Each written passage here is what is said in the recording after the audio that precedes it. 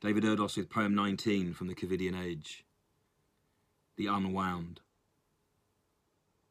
This is to those who misunderstand or misread us, or who use all that's written to set their own casual agendas and theme. Know your place and be warned that your preoccupations don't stop you from inflicting pain. So the question is whether or not your wounds bleed. Some scar at will, as if it were a kind of habit or hobby, just as catharsis will doubtlessly be ascribed to this verse. But that isn't the point. We all do what is natural to us.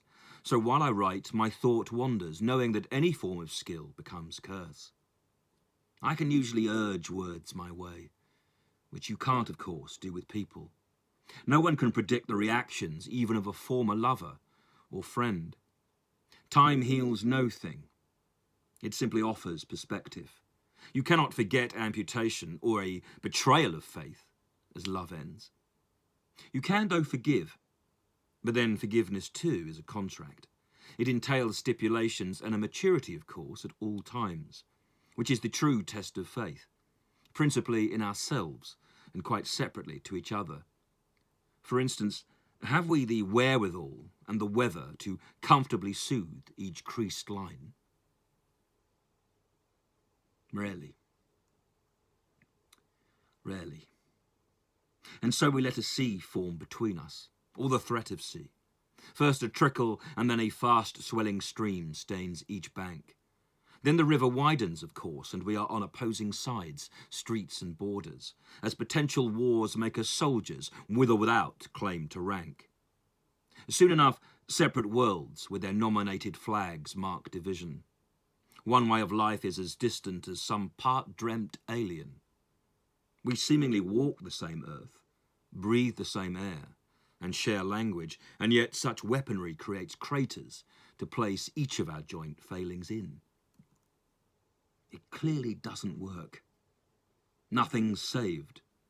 And those still marked attain labels, while those who seemingly rise and move past this deny at great risk the shared worth of what once existed and shaped the love and trust since surrendered. Two sides may well explode behind trenches, but a broken heart remains burst. And there is always blood, soon may dream as we continue to haunt the sequeled lives of each other. A severed connection still binds you, and a forgotten friend makes life worse. Not perhaps for those who would rise and see people like me as the fallen, mourners lost to the form of grief they've got over, and yet once again, there's more scope. The point is that in life, and with all of the ills we all suffer, the chance to connect and to honour, especially in these uncertain times, is the hope that everyone wishes to seize. It is there when we meet and first discover love in each other. So to let each tear turn to river, or ocean too, cuts the rope, which keeps us all bound to earth, while bearing the weight, shared and wasted. The human genome remains gnomic. It is an unknown coil we unwind. If one person's torn, then the other at least should work with them to relearn or unravel the struggle and positive means to re-find what first was unwound and what sprung and then summered, be it in love, life or friendship. The clock and watchful turn strike profound. Each tainted day sees us small, as the seconds stream and drown in sad oceans. And that wretched distance divides us. No, that place. Its home silence bars all visitation and only entertains hate's dark sound. If there is a life after this, we may yet measure its span out together. But is that belief or conjecture? Is this a matter of love's wasted power, or simply the system that marks and scars each stopped step?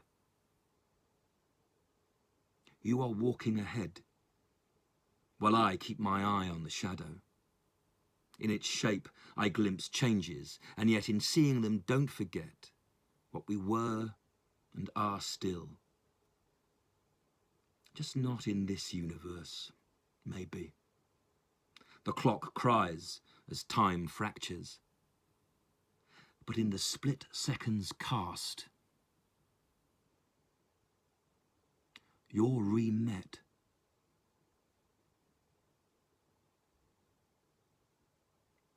David Erdos, July the 11th, 2020.